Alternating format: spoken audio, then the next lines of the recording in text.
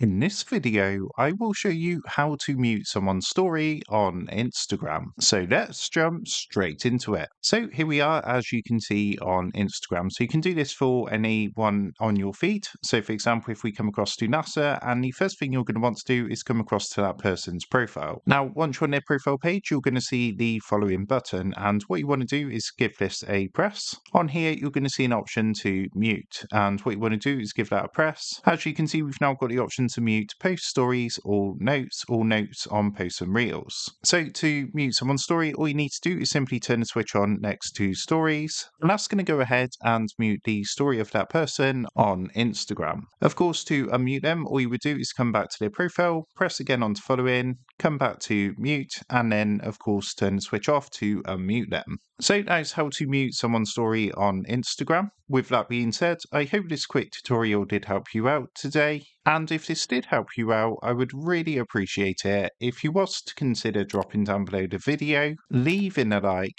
and also subscribing to the channel. With that being said, I just want to take a minute to thank you guys for watching this quick tutorial, and I will see you in the next video.